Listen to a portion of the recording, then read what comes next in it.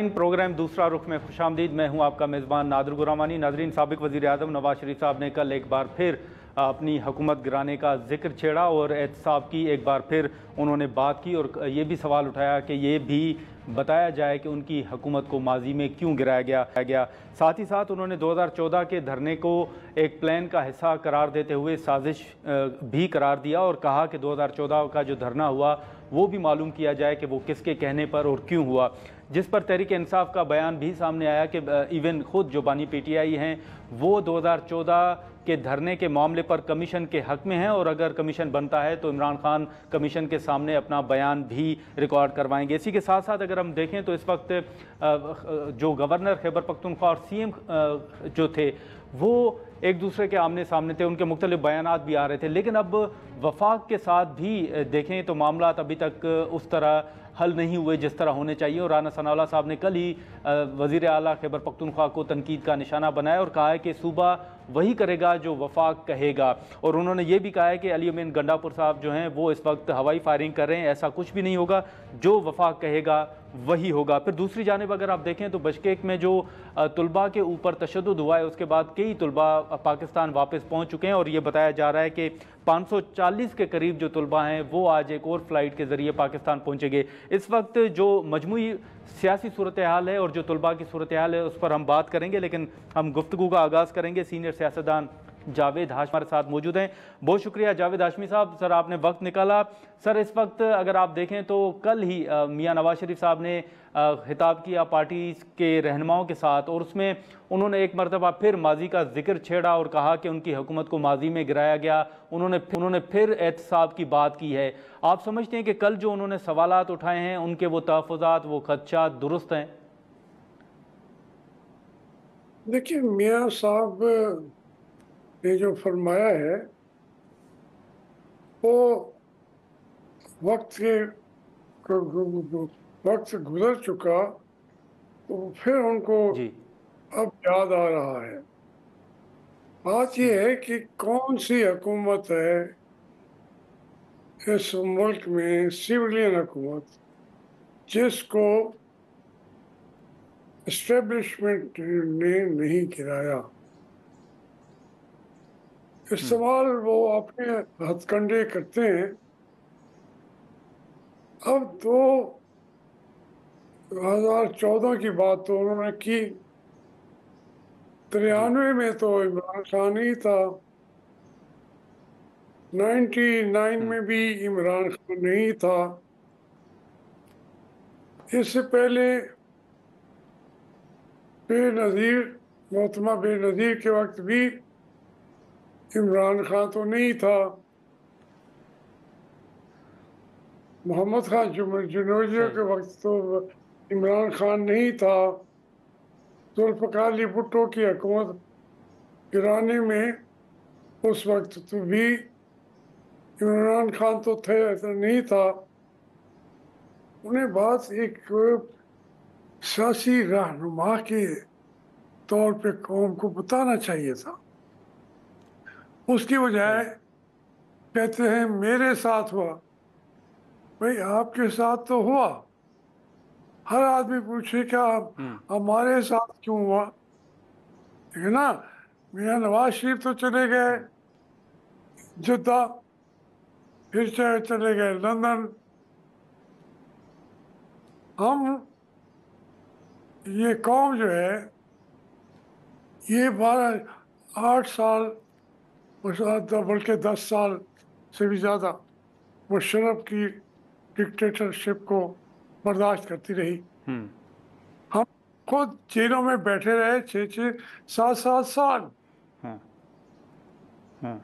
फिर हम तो ये समझे कि अगर मियाँ साहब जेल में रह जाते, 1 आध साल अगर रह जाते तो मुशर्रफ की गवर्नमेंट तो ना होती। उन्होंने अपनी आज़ादी को तरजीह दी और कौम को गुलाम बना के चले गए।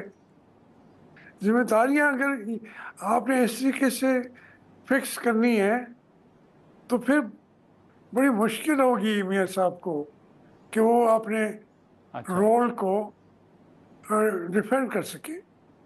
जब भी सही। लेकिन ये जो गवर्नमेंट। हाँ जावेद हाशमी साहब, ये जो उन्होंने 2014 के धरने का जिक्र किया है, आप समझते हैं कि वाकई ये एक लंदन प्लान का हिस्सा था, जो उन्होंने ज़हीरुल इस्लाम साहब का नाम लिया और दीगर जो शख्सियात हैं उनका उन्होंने कल नाम भी लिया? मैं उसी तरफ आ रहा हूँ, मैं कोई एक लफ्ज़ मौजूद से हट कर बात नहीं करूँगा। मैं ये कह रहा हूँ जी सर।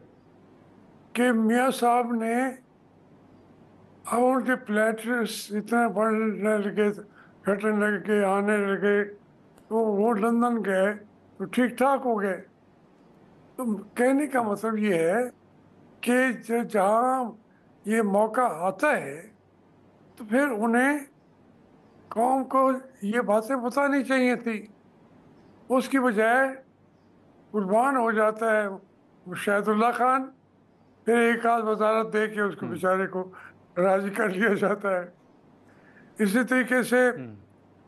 वो उसके ऊपर इनकी जो चौदह चौदह में भी इनके अपने मेंबर चले जाते हैं कैबिनेट के, बाकी लोग कुर्बान हो जाते हैं। नहीं, मियाँ साहब को उस वक्त कहना चाहिए था ये बातें जो 14 की कर रहे हैं, ये मैंने कही थी, मैंने इमरान खान को कही थी। तो आज तो वो खबर तो वही होती है जो पहली दफा दुनिया के सामने आए। आज तो ये खबर भी नहीं रही। उस वक्त ये, सही। फिर जब मैंने लानिया बता दिया था कि ये हमारे जर्नैल रहील शरीफ भी, ज़हीरुल इस्लाम भी, और उस वक्त का अपना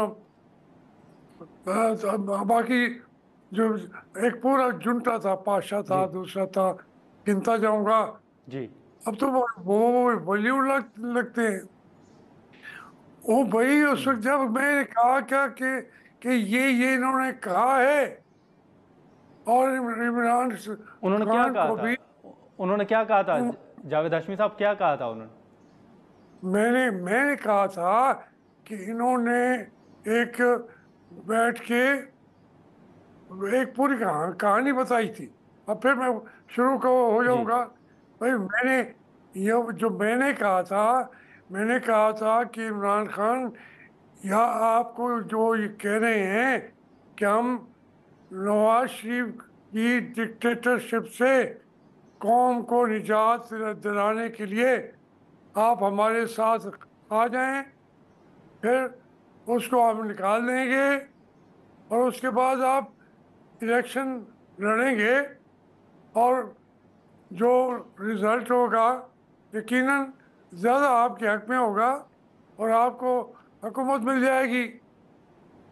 मैंने उसी पे कहा था कि इमरान खान साहब, ये लोग जो हैं, जो एस्टेब्लिशमेंट है, ये नई कहानी नहीं कर रहे। ये किसी न किसी सही। बहाने से कह रहे हैं कि नवाज शरीफ की डिक्टेटरशिप, यही उन्होंने हमें कहा था कि जुल्फ़िकार अली भुट्टो की डिक्टेटरशिप से आपकी निजात सही। दिला देते हैं। फिर वो तो हम्म। भुट्टो से को तो फांसी भी हो गई वो, तो लेकिन ये जो बातें हुई जावेद हाशमी साहब, ये 2014 के धरने के दौरान हुई, जो ये पेशकश की गई थी खान साहब को, और फिर आपने उनके सामने ये बिल्कुल राय रखी? बिल्कुल, मैंने एक जगह नहीं, अपनी पार्टी के अंदर 10 जगह पे कहा इमरान खान को। मैंने कहा ये आपको, आपसे ये काम लेंगे, फिर आपको जेलों में डाल देंगे, और हम्म। आपको पूछेंगे भी नहीं।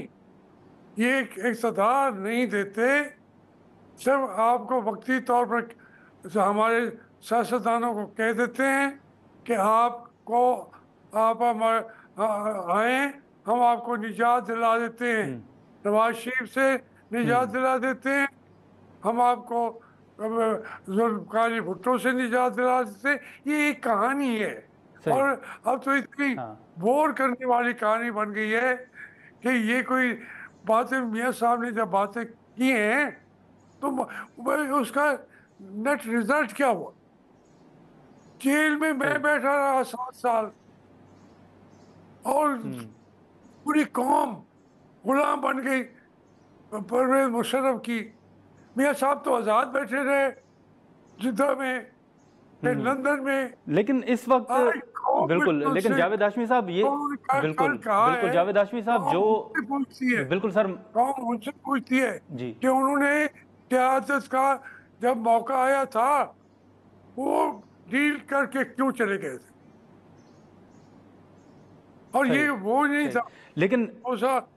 जी आप जी जावेद हाशमी आप साहब, लेकिन इस वक्त अगर आप देखें तो अब जो पीटीआई के खिलाफ केसेस चल रहे हैं या खान साहब अंदर हैं, अब मुज़ाकरात की बात हो रही है, बतौर सीनियर सियासतदान आप क्या देख रहे हैं कि ये सियासी इस्तेकाम कैसे आएगा? पीटीआई कह रही है कि हम सियासी जमातों से बातचीत नहीं करेंगे, पीपल्स पार्टी और नून लीग हो, हम इस्टेब्लिशमेंट के साथ बात करेंगे। फिर वो कहते हैं कि नहीं, हमने इस्टेब्लिशमेंट के साथ भी बात नहीं करनी। आपको नज़र क्या आ रहा है, सियासी इस्तेकाम कैसे आएगा और पीटीआई को सियासी जमातों से बात करनी पड़ेगी या फिर इस्टेब्लिशमेंट के साथ? देखिए, वो इस सियासी जमात से कोई हों तो उनसे बात करें। अब ये इसको जी इनको कैसे सियासी जमात कहेंगे, मुस्लिम लीग को या पीपल्स पार्टी को या इनको जो जिन्होंने फौरी तौर पर डील करके हुकूमत संभाल रखी है, वो कहते हैं अब हम हुकूमत है, हमसे बात करो। वो कहते हैं नहीं जनाब, आपने हमारा मैंडेट चोरी करने का फायदा आपने उठाया हुआ है। हम अपने माल सही चोरी करने वालों से मुज़ाकरात तो नहीं कर सकते, क्यों करें आपसे सही मुज़ाकरात। अब ये बात कोई सूरी तौर पे गलत तो नहीं नहीं है ना। इसी तरीके से सही एस्टेब्लिशमेंट की बात को इसलिए करते हैं और वो उनसे इजाज़त तय कर दिया हो कि हम आपके एस्टेब्लिशमेंट से बात करेंगे। वो कहते हैं उससे हम ये हमारी जो सीटें छीनी है, एस्टेब्लिशमेंट ने छीनी है, हम वो तमाम उनसे वापस मांगेंगे। उनसे नहीं बात करेंगे तो किससे बात करेंगे? क्या हम बैठ सही के सही जो आप बैठ के मुज़ाकरात करेंगे जहांगीर तरीन साहब के साथ?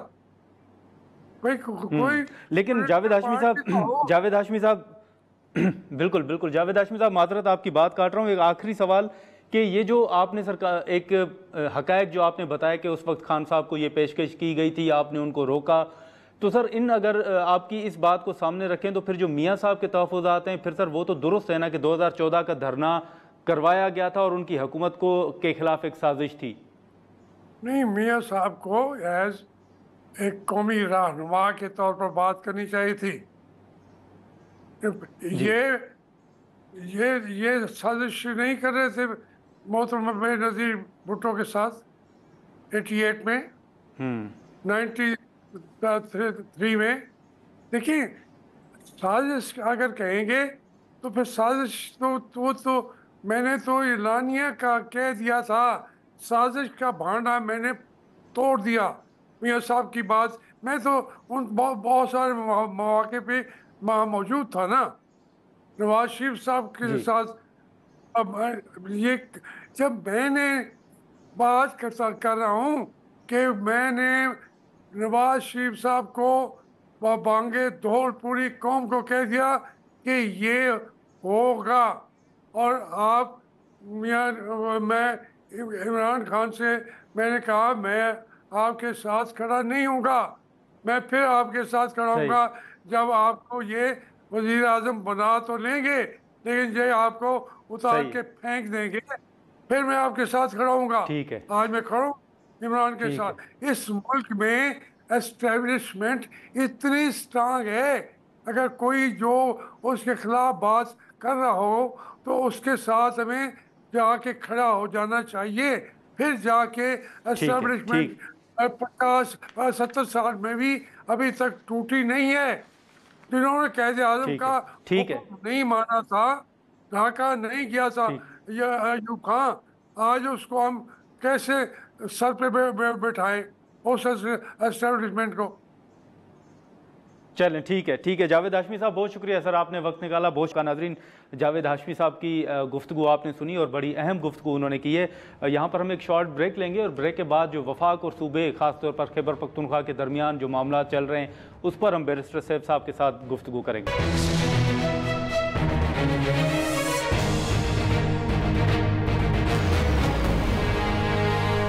प्रोग्राम में दोबारा खुशामदीद नाज़रीन। जावेद हाशमी साहब की गुफ्तगू आपने सुनी। इस वक्त मुशीर इतलात बैरिस्टर सैफ साहब हमारे साथ मौजूद हैं, हम उनसे गुफ्तगू करेंगे। बहुत शुक्रिया सैफ साहब। कल आपने मियाँ साहब की गुफ्तगू अगर आपकी नज़र से गुजरी हो तो कल उन्होंने एक बार फिर जो उनकी हुकूमत गिराने का मामला था उसका जिक्र भी किया और 2014 के धरने का भी जिक्र किया और ये भी इल्ज़ाम आयद किया कि 2014 का जो धरना था वो एक प्लान का हिस्सा था। आप क्या समझ रहे हैं कि मियाँ साहब अगर वापस सदारती ओहदे पर वापस आ रहे हैं तो कोई तब्दीली देख रहे हैं? और ये जो एहतसाब का नैरेटिव उनका था जब वो लंदन में थे कि एहतसाब होगा, ऐसे मामला नहीं चलेंगे, फिर बाद में उन्होंने कहा कि नहीं, उन्होंने अपना मामला अल्लाह पर छोड़ दिया। अब एक मरतबा फिर वो कह रहे हैं कि बताया जाए कि उनकी हुकूमत क्यों गिराई गई। आपको क्या आने वाले दिनों में नजर आ रहा है सर?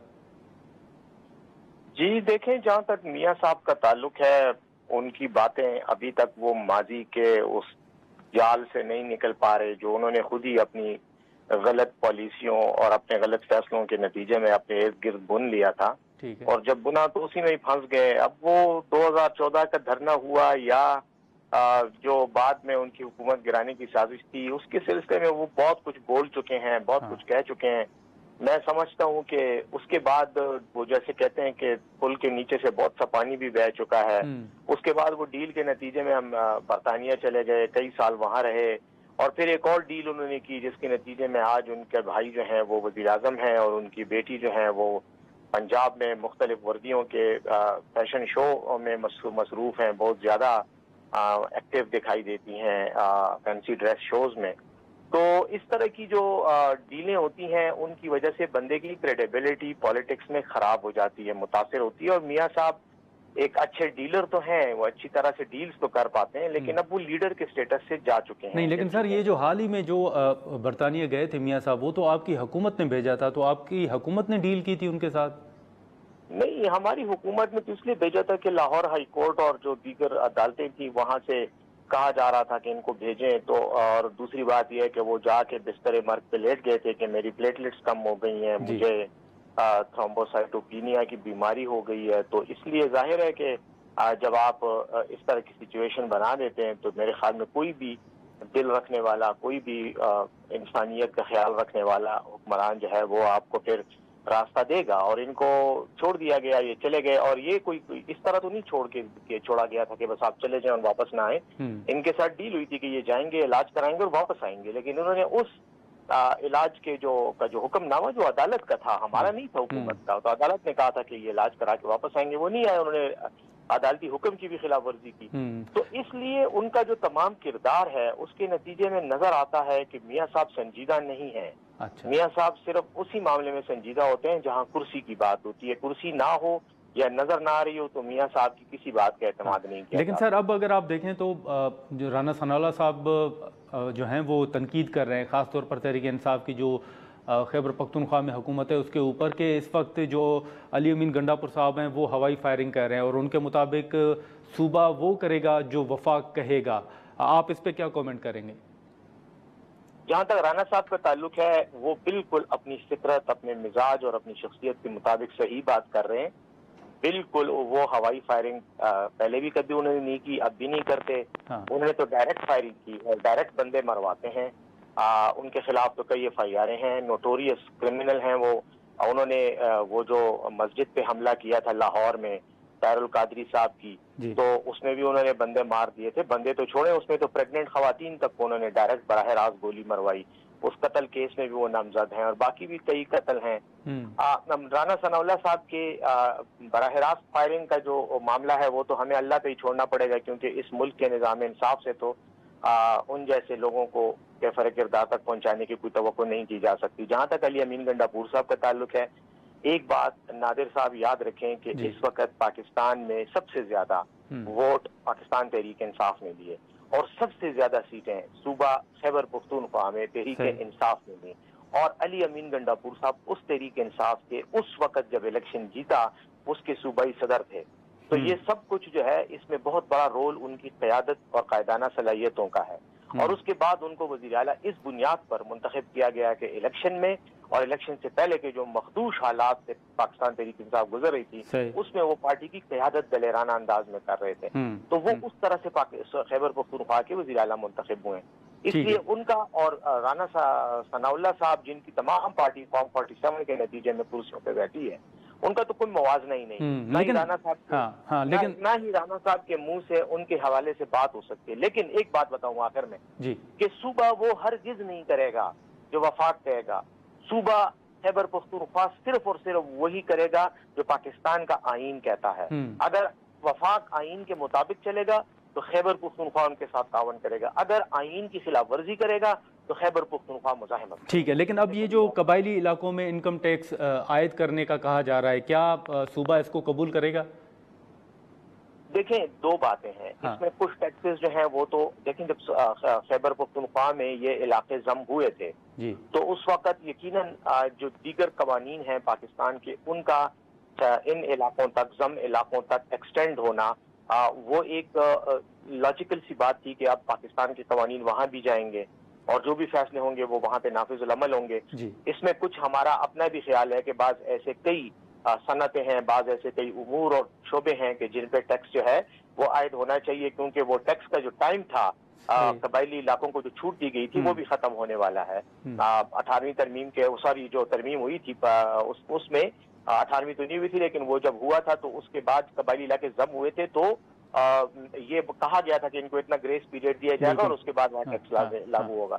तो वो भी खत्म होने वाला है। तो वो अलग बात है, वो आईन और कानून के मुताबिक जो फैसले होंगे उनमें हम साथ देंगे। लेकिन ये नहीं होगा कि जो राना सनाउल्लाह या उनका बॉस कहेगा तो वो फैसले हम हर फैसला मानेंगे। बैरिस्टर सैफ साहब, यहाँ पर एक शॉर्ट ब्रेक लेते हैं अगर आप इजाजत दें तो, और ब्रेक के बाद हम यहीं से फिर गुफ्तगू शुरू करते हैं।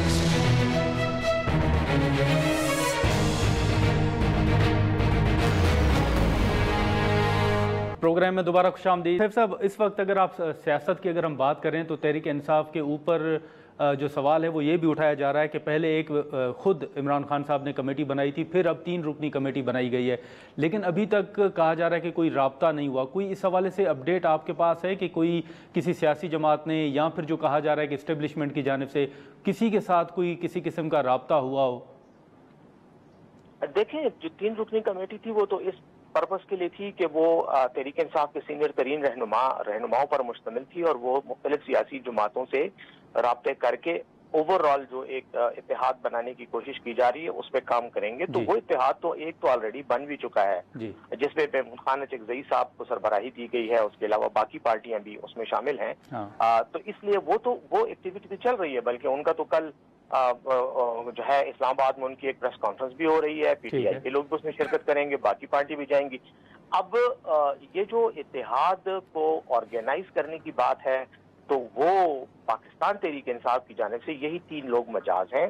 अब इनके राब्ते भी हैं और इनसे राब्ते भी किए जा रहे हैं और मुझे उम्मीद है कि आने वाले वक्त में जब इस चीज को, इस तहरीक को मुनज़्ज़म करने का टाइम आएगा तो वो जो रेलेवेंट चीजें हैं वो भी आपके सामने आ जाएंगी और फिर आप देखेंगे। लेकिन सैफ साहब, ये जो मुज़ाकरात के हवाले से मुख्तलिफ बयानात आते हैं, फिर तरदीद आती है, वजाहत आती है, ये बता देंगे कि तहरीक इंसाफ अगर केसेस के हवाले से या मैंडेट के हवाले से बात करेगी तो किससे करेगी? क्योंकि वाज़ेह फैसला है कि पीपल्स पार्टी हो, मुस्लिम लीग नून हो या फिर MQ में, उनसे रब्ता नहीं होगा, मुज़ाकरात नहीं होंगे। तो क्या फिर इस्टेब्लिशमेंट के साथ ही आपके मुज़ाकरात होंगे? मैं एक बार फिर इस बात की याद दहानी कराता जाऊं कि देखें, ये तो फैसला इमरान खान साहब का भी था और ये तहरीक इंसाफ की कोर कमेटी का भी फैसला था कि हम तीन पार्टियों के साथ बात नहीं करेंगे, इसलिए कि हम समझते हैं कि पाकिस्तान में जो भी धांधली हुई है 8 फरवरी के इलेक्शन में और बाकी जो मामला गैर आईनी हुए हैं वो इन 3 पार्टियों ही की वजह से हुए हैं, यही उसमें बराह रास्त मुलव्वस हैं। तो इनके साथ बात करना या इनके साथ इनसे कोई रिलीफ मांगने का तो सवाल ही नहीं पैदा होता। हम अगर रिलीफ मांग रहे हैं तो हम अदालतों से मांग रहे हैं, पाकिस्तान की वो अदालतें जो जिनके सामने हमारे केसेस हैं, उनसे हम रिलीफ मांग रहे हैं और उन्हीं को कह रहे हैं कि आप कानून और आइन के मुताबिक इमरान खान साहब के और पीटीआई के रहनुमाओं के केसों के फैसले करें। हमारी किसी के साथ इस मामले में कोई डील नहीं हो रही। देखें नादिर साहब, अगर डील करने की हमारी ख्वाहिश होती तो अब तक हमें किसी ने रोका तो नहीं था ना। नहीं, लेकिन बैरिस्टर सैफ साहब, अदालतों के साथ मुज़ाकरात तो नहीं होंगे ना सर? नहीं, तो हम मैंने मुज़ाकरात का तो जिक्र नहीं किया, मैं तो रिलीफ की बात की, हम रिलीफ मांगेंगे। लेकिन ये जो कमेटियां बनी है सर, ये कमेटियां तो ऑब्वियसली मुज़ाकरात ही होंगे ना, मैंडेट के हवाले से हों या तो उस कमेटी का तो अदालती केसेस में या इन मामलात में कोई रोल नहीं है। वो तो पॉलिटिकल मुज़ाकरात करेंगे कि किसी पार्टी जब अगर कोई एहतजाजी तहरीक शुरू करनी है, उनमें मौलाना फजल रहमान साहब भी कह रहे हैं कि मैंने भी तहरीक शुरू करनी है, वो भी कर रहे हैं, हम लोग भी कर रहे हैं, तो वो उस सिलसिले में एक मुश्तरका प्लेटफॉर्म बनाने के लिए जो मुज़ाकरात होंगे उसमें होंगे। बाकी जहाँ तक वो वाले मुज़ाकरात जिसमें आप किसी डील की बात करें तो वो तो खान साहब भी करेंगे, और खान साहब ने कहा है कि मैं किसी डील के नतीजे में बाहर आने के लिए तैयार नहीं हूँ, चाहे मुझे मर भी जाना पड़े, लेकिन मुझे मारते भी हैं तो मैं मरने को तैयार हूँ, लेकिन मैं डील नहीं करूंगा। तो हम भी उनके साथ ही खड़े, और हमें उम्मीद है कि हमारी ये मुश्किलात जो है ये बहुत जल्दी खत्म हो जाएंगी, क्योंकि जुल्म करना जो है, जुल्म करने वाला जितना जुल्म करेगा, जितना कर चुका है बस वो काफी है ना। उनको पता चल गया है कि जुल्म से ये डरने वाले लोग नहीं। लेकिन इस वक्त अगर आप देखें तो आपने अदालतों का जिक्र किया, तो हाल ही में जो खान साहब की पेशी थी वीडियो लिंक के जरिए, वो लाइव नशर नहीं हुई, पीटीआई के इस हवाले से तहफ़्फ़ुज़ात भी सामने आए। तो क्या आपकी लीगल टीम जो है इस हवाले से सुप्रीम कोर्ट से रुजू करेगी, कोई दरख्वास्त दायर करेगी कि आइंदा जो समात हो उसको लाइव नशर किया जाए? देखें, ये बात तो सुप्रीम कोर्ट के चीफ जस्टिस साहब ने खुद कही थी कि मैं खान साहब को लाइव आने के लिए उन्होंने अहकामात जारी किए तो उन्होंने इजाजत दी थी। अब अगर वो खुद ही अपने हुक्मनामे पे अमल नहीं कर पा रहे या नहीं करना चाहते या भूल गए हैं कि उनका पहला हुक्म क्या था, तो वो अब उस सिलसिले में तो वही खुद बेहतर फैसला कर सकते हैं। फिर चीफ जस्टिस हैं पाकिस्तान के, सबसे बाइख्तियार ओहदे पर बैठे हुए हैं। अब जहां तक हमारी उसका ताल्लुक है, तो ये सिर्फ हमारी ही गुजारिश नहीं, ये तो पूरी कौम की गुजारिश थी कि आप खान साहब को दिखाएं। लेकिन मेरे ख्याल में खान साहब की तस्वीर की एक झलक जो है उसने कई लोगों की नींदें हराम कर दी। तो जो कानूनी और अदालती फैसला था उस पर सियासी मफादात या सियासी जो उसके जो वो थे एंगल्स थे या जाविये थे, वो ज्यादा हावी हो गए और उनकी तस्वीर को ऑफ कर दिया गया और उनको अदालत में इवन बात भी नहीं करने दी गई। सही सैफ साहब, बिल्कुल सैफ साहब, हाँ सैफ साहब, एक आखिरी मुख्तसर सवाल होगा कि इस वक्त मुख्तलिफ जो रहनुमा हैं जो पीटीआई को मुश्किल वक्त में छोड़ गए, वो अब हमने देखा है कि वो राब्ता भी कर रहे हैं या कहीं ना कहीं आपके रहनुमाओं के साथ नज़र भी आ रहे हैं।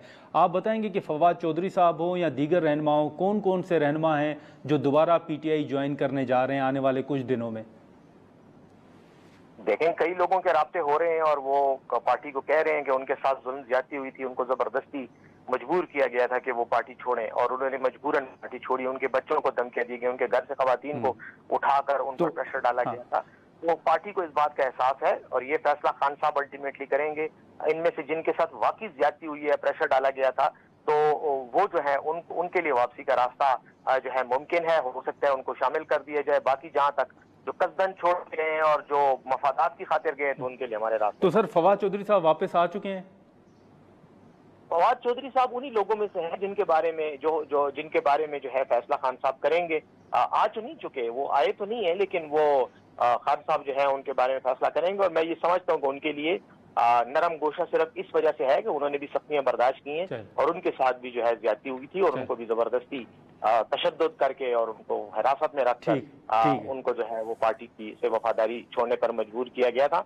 और हमारा ये ख्याल है कि शायद उनके लिए नरम गोशा जरूर हो। चलें, ठीक है सैफ साहब, बहुत शुक्रिया सर, आपने वक्त निकाला। नाज़रीन, बैरिस्टर सैफ साहब की आपने सुनी। यहाँ पर हम एक शॉर्ट ब्रेक लेंगे और ब्रेक के बाद जो तुलबा के ग्रुप्स में या तुलबा पर जो ख़ास तौर पर पाकिस्तानी तुलबा के ऊपर जो तशद्दुद हुआ है, इस हवाले से हम इस वक्त क्या वहाँ पर सूरत हाल है। ख़ास तौर पर जो कुछ तुलबा हैं वो तो वापस आ चुके हैं, लेकिन मज़ीद कहा जा रहा है कि 540 तुलबा जो हैं वो एक दूसरी फ़्लाइट के ज़रिए आज वतन वापस पहुँचेंगे। यहाँ पर एक शॉर्ट ब्रेक लेते हैं और ब्रेक के बाद फिर हम इसी मामले पर गुफ्तगू करेंगे।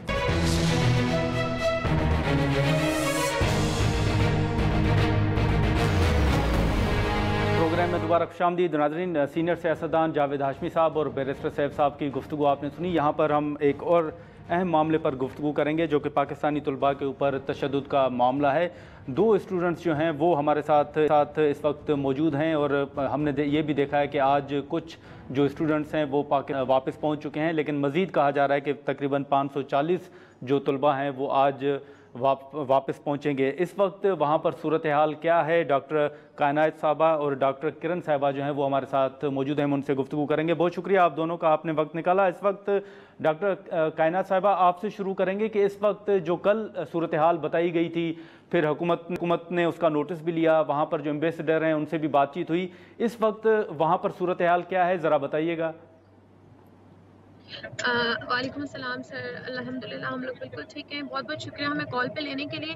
इस वक्त की ताज़ा तरीन अपडेट से मैं आपको आगाह करती हूँ, क्योंकि बहुत सारी स्टूडेंट कम्युनिटी की ऐसी गर्ल स्टूडेंट्स भी हैं जिनसे हम मुसलसल में राब्ते में हूँ, और मेरे अपने कज़न्स भी वहाँ पे हैं, अपने फ्रेंड्स भी हैं। इस वक्त तकरीबन आधा घंटा पहले भी एक बच्चे का, जो हमारा सीनियर स्टूडेंट है IMU यूनिवर्सिटी का बताया जा रहा है, उसका हाथ काटने की वीडियो सामने आई है, और खुद ही अपनी मदद आप के तहत एक साथी स्टूडेंट जो है वो उसको हॉस्पिटल लेके जा रहा था।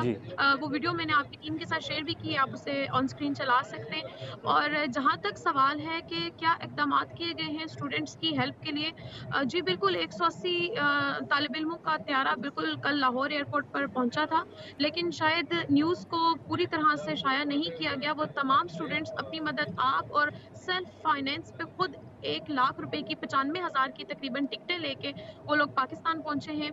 और जहां तक सवाल है पाकिस्तान एम्बेसी से रिलेटेड हमारी हेल्प का, वहाँ पे हमारे इंटरनेशनल स्टूडेंट्स जितनी दफ़ा भी पाकिस्तान एम्बेसी को कांटेक्ट करते हैं, इनफैक्ट मैंने खुद कल अपनी फ्रेंड्स के लिए पाकिस्तान एम्बेसी को कांटेक्ट किया था, और एम्बेसी के उस नंबर से मेरी जिन आगे से रिप्रेजेंटेटिव से बात हुई थी, उन्हें मैंने लोकेशन भी शेयर की, और उसके तकरीबन 30 मिनट्स बाद जब मैंने अगेन कांटेक्ट किया तो सिर्फ मैसेजेस को सीन किया जा रहा था, कोई उनकी तरफ से जवाब या किसी किस्म की मदद नहीं पहुंची। और वो स्क्रीनशॉट मैंने आपकी टीम के साथ हाँ, लेकिन किरण साहिबा आप बताइएगा कि क्या अभी भी आप हॉस्टल में ही हैं और इस वक्त क्या सूरत हाल है?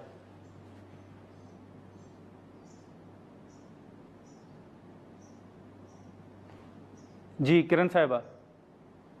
हाँ जी, हमारे जी किरण साहिबा ये बताइएगा कि इस वक्त हमारे हालात बिल्कुल ठीक नहीं है। मेरा अपना क्लास फेलो थोड़ी देर पहले बाहर गया था चीज लेने के लिए किसी शॉप से, उन्होंने वहां पे उसको पकड़ के मारा है। और बच्चों की फुटेज आ रही है कि वो लोग अगर दूध लेने भी जा रहे हैं, अगर एक दूध का डब्बा 40 रुपए का 40 सोम का आता है तो वो डब्बा 500 सोम का दे रहे हैं। और अगर बच्चे आगे से मतलब कह रहे हैं कि डब्बा तो 40 का, तो आगे से वो जो औरतें हैं वो उनको मतलब बुरा भला कह के धक्के दे के शॉप से बाहर निकाल रही हैं। कुछ हॉस्टल है, मतलब आज तीसरा दिन हो गया, लेकिन अभी भी कुछ हॉस्टल में जो यहाँ के लोकल्स हैं वो आके बच्चों को उन्होंने हाथ खड़े करवा दिए हैं, उनके मुंह उधर करवा दिए हैं, उनकी वीडियोस बना रहे हैं। उनको मतलब कि लड़कियों को तो हरासा कर ही रहे हैं, लेकिन लड़कों को भी हरासा कर रहे हैं। तो कुछ वीडियोस आ रही थी, अब इसमें क्या हकीकत है कि आप लोगों को हरासा किया गया, जो हॉस्टल्स थे उनके दरवाजे तोड़े गए, तो इस हवाले से इंतजामिया ने कोई नोटिस लिया है या हॉस्टल की इस वक्त करंट सिचुएशन क्या है? मैं खुद तो अपार्टमेंट में रह रही हूँ, लेकिन मैंने मतलब कि जहाँ के लोकल्स थे वो लोग लाइव आकर हॉस्टल्स में जाके मार रहे थे। लड़कियां बेचारी के आगे जो बंकर्स थे वहाँ पे पर्दे किए हुए थे, लड़कियां बेचारी डर के पर्दे आगे कर रही थी कि वो हमें देखे ना, और वो उनको हेलो बेबी बेबी बेबी कह के मतलब अजीब तरीके से उनको बुला रहे थे। बहुत बुरा हालात है यहाँ पर। अच्छा, तो कायनात साहबा इस वक्त अगर आप देखें तो जो पाकिस्तानी सफ़ीर हैं वहाँ पर उनके वीडियो स्टेटमेंट भी आए, फिर वजारत खारजा की जानिब से भी बयान आता है, उन्होंने दौरा भी किया था, और ये बताइएगा कि फिर आपने भी रब्ता करने की कोशिश की थी, तो क्या आप समझती हैं कि जो बयानात जारी किए जा रहे हैं उसमें हकीकत नहीं है, वहाँ पर जितनी हेल्प आउट उनको जितना करना चाहिए था वो नहीं किया गया स्टूडेंट्स को? जी बिल्कुल सर, अभी दौरान लाइव कॉल भी मुझे एक स्टूडेंट का, जो कि मेरा ग्रुप फेलो भी है, मैंने उसका थोड़ी देर पहले ही एम्बेसडर का नंबर शेयर किया था उसकी रिक्वेस्ट पर, उसका मुझे मैसेज आ रहा है कि he is offline and the number is also of. ये मैसेज अभी मुझे बिल्कुल कॉल के दौरान ही मौसूल हुआ है। और दूसरी बात है कि हमारे जो वज़ीर ख़ारजा हैं, जो हमारे इसहाक़ डार साहब हैं, उन्होंने तो इस बात को प्रॉपर प्रोपेगेंडा का नाम दे दिया है, लेकिन अगर थोड़ा सा गौर किया जाए तो देखा जा सकता है कि इस चीज़ को कोई डिनाई नहीं कर सकता कि they are Kyrgyz people and the victims are Pakistani students, right? तो अगर हम ये भी एक लम्हे के लिए फर्ज कर लेते हैं कि ये कहा जा रहा है कि पुरानी वीडियोस हैं या पुरानी, एक लम्हे के लिए फर्ज करें कि अगर ये पुरानी वीडियोस हैं या पुरानी पिक्चर्स हैं, तो भी क्या पहले पाकिस्तानियों को मारना आज से 6 माह पहले या 1 साल या 2 साल पहले क्या उन्हें मारना जायज़ था या उसका कोई सवाल नहीं होना चाहिए? लेकिन बहरहाल ये मुसलसल झूठ बोला जा रहा है इंतजामिया की तरफ से भी और काफ़ी सारे हमारे ऑफिशियल लोगों की तरफ से भी, ताकि नहीं, लेकिन कायनात साहब मिस रिपोर्ट भी तो हुआ है ना, बहुत सी चीज़ें जैसे कहा गया कि कुछ तुलबा खुदा न खास्ता उनकी डेथ हो चुकी है, वो मारे जा चुके हैं, फिर ये भी कहा गया कि कुछ लड़कियों का रेप हुआ है, तो इसमें तो कोई हकीकत नहीं है। ये मिस रिपोर्ट भी तो आप समझती हैं कि हुआ है, बहुत सी चीज़ें हुई हैं। जी बिल्कुल, मैं इस बात की तस्दीक करती हूँ कि वाकई सेक्सुअली असॉल्ट किसी भी लड़की को नहीं हुआ, क्योंकि मैंने काफ़ी सारी लड़कियों को पर्सनली कॉल करके पूछा था। लेकिन मुझे ये समझ नहीं आती कि हम आज तक हैरेसमेंट की डेफिनेशन को समझ नहीं पाए। हमें हमेशा क्यों लगता है कि मे बी कोई सेक्सुअल चीज़ होती है उससे ही हैरेसमेंट में काउंट किया जाना चाहिए। क्या किसी लड़की के रूम का दरवाज़ा तोड़ के अंदर आके उससे hi baby, yes baby, no baby कहना हैरेसमेंट की डेफिनेशन में फॉल नहीं करता? क्या लाजमी है कि जब तक क्लॉथ्स आर नॉट टॉर्न तो we are not gonna count it as harassment और सेक्सुअल असॉल्ट?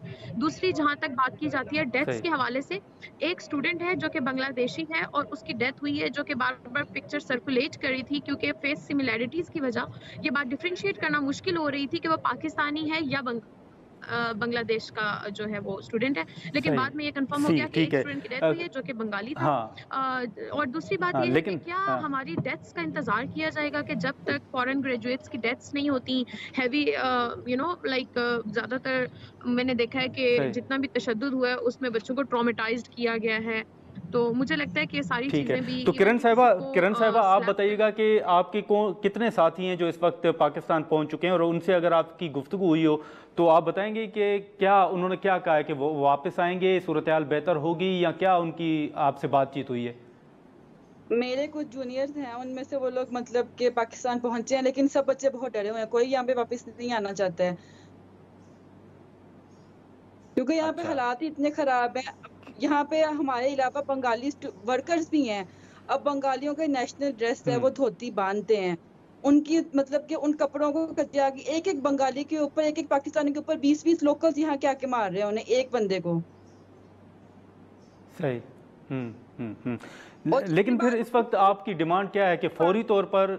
जी किरण साहब। मेरी पहली डिमांड है कि हमने यहाँ पे काफी ग्रुप्स बनाए हुए हैं जिसमें बच्चे एक दूसरे के साथ अपनी शेयर कर रहे हैं कि कौन कहाँ पर है।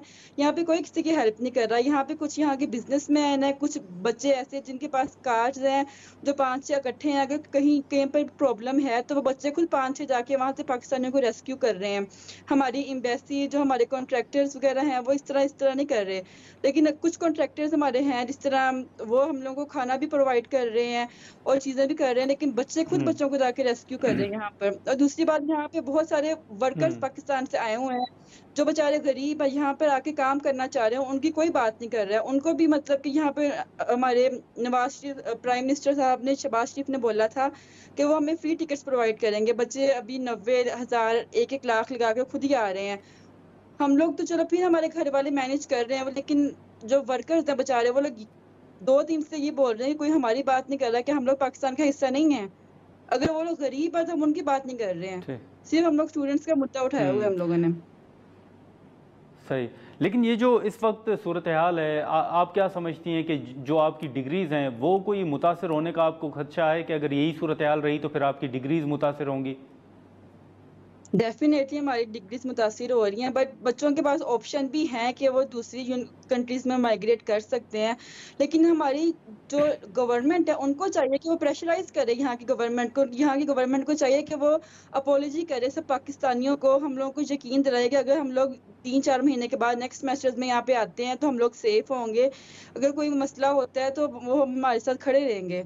यहाँ की तो जो पुलिस थी वो भी बच्चों को, यहाँ की जो लोकल्स थे उनको सपोर्ट कर रही थी। अच्छा, हम लोग 3 दिन से इतने डरे हुए थे। हमारे इर्द गिर्द बच्चों के फ्लैट्स पे तोड़ के आ रहे थे। इनके पास गन्स थी, बच्चों के सीने पे गन्स रख के पैसे भी लूट रहे थे। ठीक है, कायनात साहिबा, आप आखिर में बताइएगा कि आप सूरत हाल आपके सामने है, फौरी तौर पर आपकी डिमांड क्या होगी कि क्या होना चाहिए? और दूसरा, ये जो खबरें आ रही थी कि वहाँ पर इंतज़ामिया आपको वीडियोज़ जो हैं वो सोशल मीडिया पर पोस्ट करने से रोक रही थी, इसमें किस हद तक हकीकत है? और दूसरा, फाइनली ये बताइएगा कि आपकी डिमांड क्या है कि फौरी तौर पर क्या इकदाम होने चाहिए? जी सर, बिल्कुल फौरी इक़दाम के हवाले से अगर बात की जाए तो मुझे लगता है ग्रीन कॉरिडोर जैसे कुछ साल कबल यूक्रेन में ओपन किया गया था, ग्रीन कॉरिडोर को ओपन किया जाए। एक तो हमारा ये मुतालबा है, और दूसरा हमारा ये मुतालबा है कि जो हमारी वर्कर कम्युनिटी है वहाँ पे, जो हमारे मजदूर हैं वहाँ पर, एटलीस्ट उनके लिए फ्री टिकट्स होनी चाहिए और फ्री में उनको वहाँ से इवैक्यूएट किया जाए। क्योंकि देखें, अगर वहाँ से लोग अपने अखराजात पे यहाँ आ रहे हैं तो उसमें हुकूमत की तो कोई कारकर्दगी ना हुई। दूसरी चीज़ ये मैं आपको बताती चलूँ कि जितने भी वहाँ पे पाकिस्तानी स्टूडेंट्स हैं उनकी डिग्रीज इस चीज़ से बहुत बुरी तरह से इम्पैक्ट होंगी। लेकिन मुझे ऐसा लगता है कि हमारी गवर्नमेंट को कहीं ना कहीं किर्गिज़ गवर्नमेंट के जो किर्गिज़ ऑफिशियल्स हैं जो कि इस्लामाबाद एम्बेसी से उनसे मिले हैं, मुझे लगता है उन्होंने ट्रैप किया है। क्यों? उसके एक बहुत ही वैलिड और लॉजिकल रीज़न ये है, इस वक्त वहाँ पे हज़ारों की तादाद में ऐसे पाकिस्तानी हैं जिनके वीज़ा एक्सपायर हो चुके हैं। वीज़ा एक्सपायर होने की सूरत में मुल्क वापस आने के लिए आपको खरूज यानी कि एग्जिट वीज़ा लेना पड़ता है, जिसके एवज़ आप एम्बेसी को, जो किर्गिज़ एम्बेसी है, उसको $250 या $220 पे करते हैं। और हज़ारों की तादाद में अगर लोगों को ग्रीन कॉरिडोर के थ्रू हमारे प्राइम मिनिस्टर शहबाज शरीफ साहब वापस भिजवा देते या वज़ीर खारजा, तो इस तरह उनकी इकॉनमी तो डूब जानी थी। जाहिर बात है, अभी हज़ारों लोग जाएंगे तो उन्हें एक साथ लाखों डॉलर्स का प्रॉफिट होगा। तो मुझे लगता है कि हमारे प्राइम मिनिस्टर को थोड़ा सा मिसगाइड किया गया है और हुकूमत को इस चीज़ के ऊपर सोचना चाहिए कि अगर किर्गिज़ गवर्नमेंट के कहने पे वो दौरा मनसूख भी किया गया तो कम से कम हमारे जो मुतालबात हैं उन्हें तो माना जाए, उन्हें तो एक्सेप्ट किया, उनके लिए कोई पेशरफ्त की जाए। चलें, ठीक है डॉक्टर साहब, बहुत शुक्रिया आपका। और करण साहब, आप शुक्रिया। नाज़रीन, गुफ्तगू आपने सुनी। अब जो हुकूमत दावा कर रही है कि वहाँ पर सूरत हाल अब बेहतर है और कुछ जो तलबा हैं वो वापस आ चुके हैं, और मज़ीद जैसे मैंने जिक्र किया कि कहा जा रहा है कि 540 तलबा जो हैं वो नेक्स्ट फ़्लाइट में पाकिस्तान वापस पहुँचेंगे। अब देखें कि इस हवाले से क्या डेवलपमेंट जो है वो सामने आती है और सूरत हाल किस हद तक वो बेहतर होती है। हुकूमत अपनी तरफ से कोशिश कर रही है और जो पाकिस्तानी सफ़ीर हैं उनके भी बयानात हैं कि इस वक्त जो सूरत हाल है उसको वो बड़ा करीब से देख रहे हैं। आज के प्रोग्राम में इतना ही, इजाज़त दीजिए, अल्लाह हाफ़िज़।